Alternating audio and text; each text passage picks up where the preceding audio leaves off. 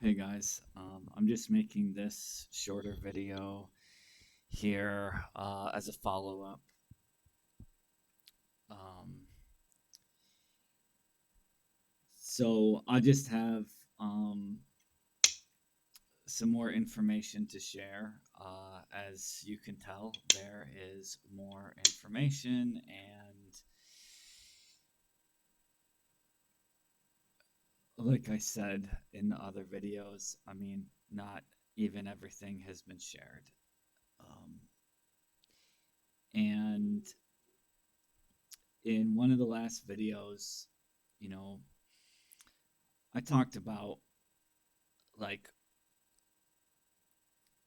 how anytime you have a community of like more than 10 people, um, like likely you're going to have somebody who's problematic, right?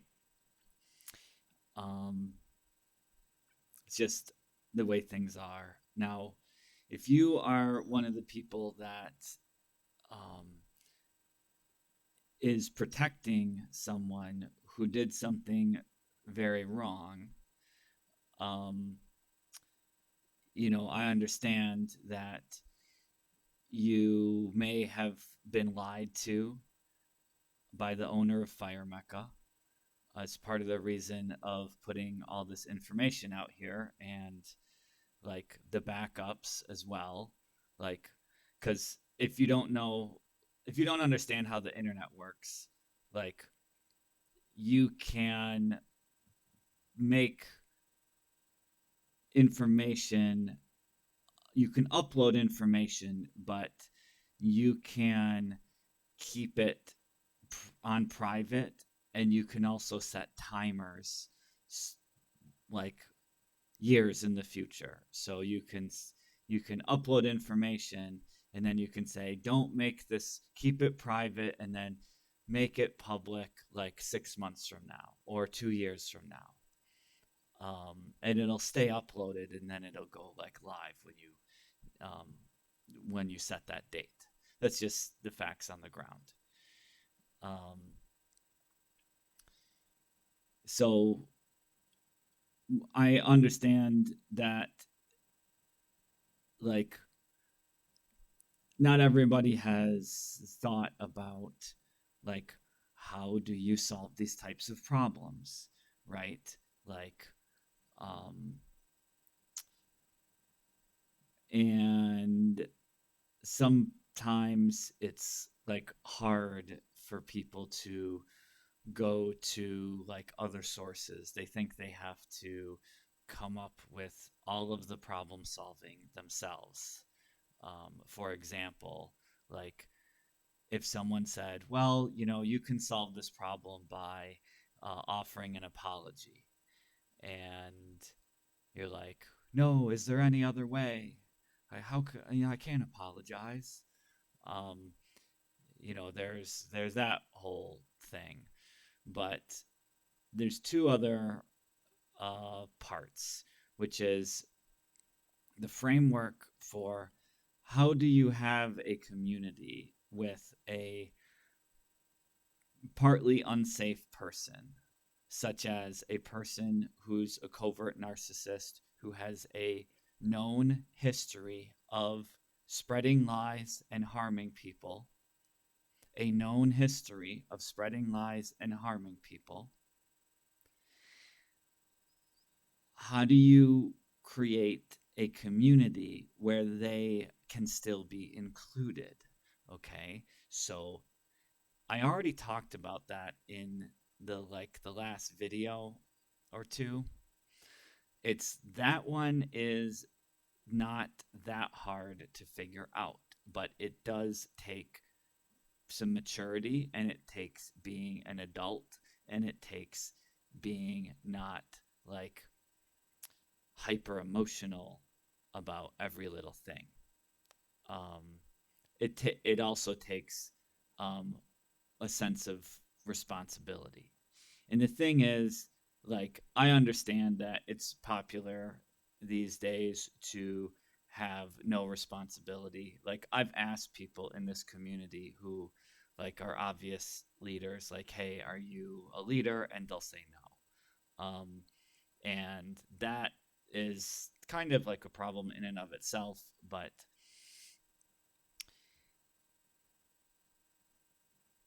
um, I'm going to just go off of partly what Jubilee mentioned, which is like Jubilee didn't say this specifically, but basically, there is a framework for loving people into getting better. Now, obviously, they have to want it. Okay. So I'm not saying it will be easy to do in the case of the owner of Fire Mecca. Um, and if they have, too many uh, like mental health issues, like it'll either be a really slow process or it may not be able to be done in this particular way. And in that case, you would just have to go with like the first framework. But um, like what what this means is like you have to understand like the types of people that you're dealing with, which again is something that if you want to be like a leader of any sort, like you might want to do. If you're so self centered, like really self centered people can't actually be leaders, but um, what, how this kind of works is so NPD, narcissistic personality disorder, which, like I said, I'm not a doctor, but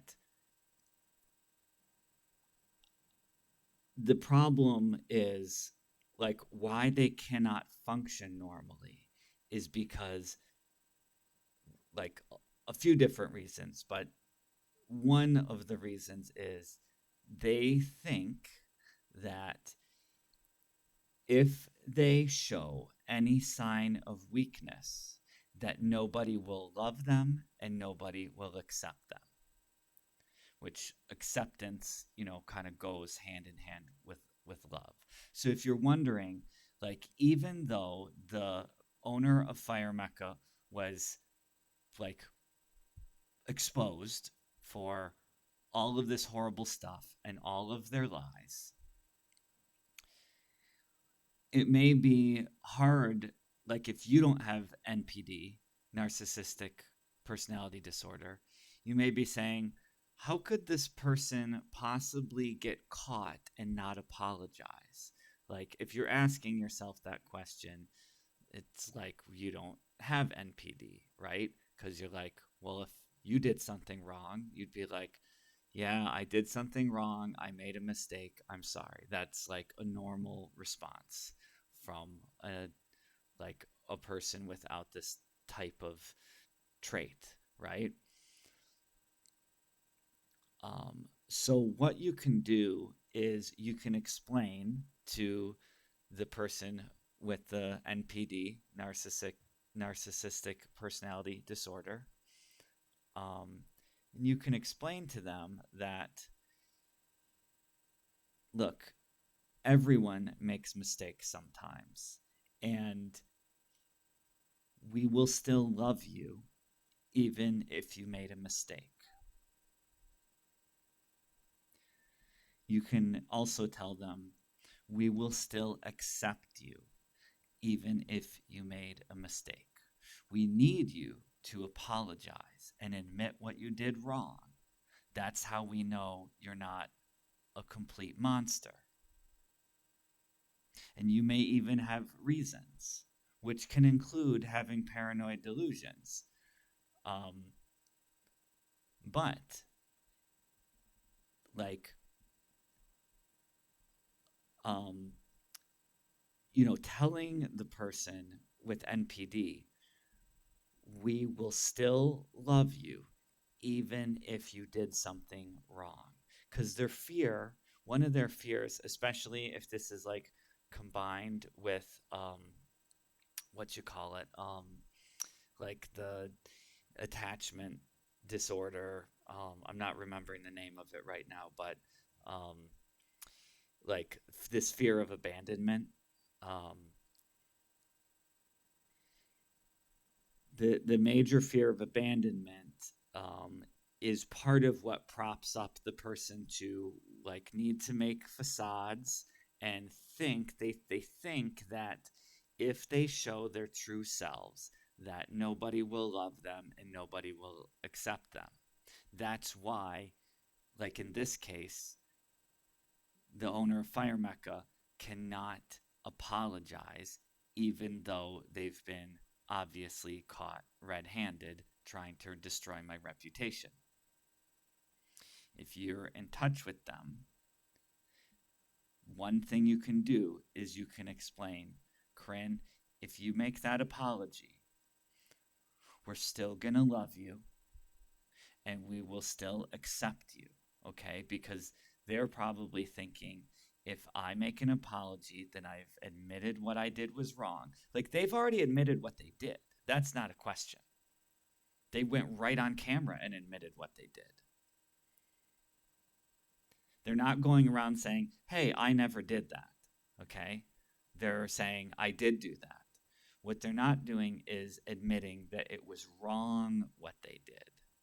Okay. Now, as long as that is their story, like when to everyone else in the world, like it's obviously wrong what they did, it calls into question whether this person has any moral compass, like an actual, like true sociopath with no moral compass. Like, if that's the case, you don't want them in your community, anyways, because they'll just go on to do it again.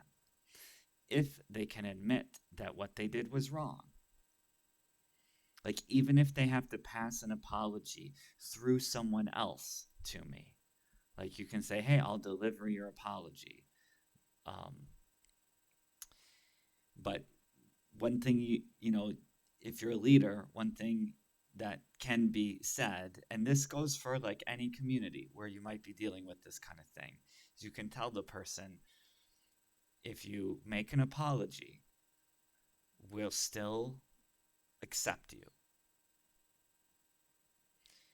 And I just felt like that type of message needed to be said, because I know like some people can get confused, and if they've never dealt with like having to have any responsibility before, or they're not good with people, or have a hard time understanding people. Um, it's not super duper complicated. You just have to like look into it a little bit. What drives narcissistic personality disorder? What drives borderline personality disorder? And the other one I'm not remembering, which is basically like a gigantic fear of abandonment. Okay, if you're dealing with someone who has giant fears of abandonment, um, like you need to reassure them, right, that if they make an apology, if they admit that what they did was wrong, you're not going to just turn around and abandon them. Like, because that's not even what needs to happen. It just needs the apology is what needs to happen. Does that make sense?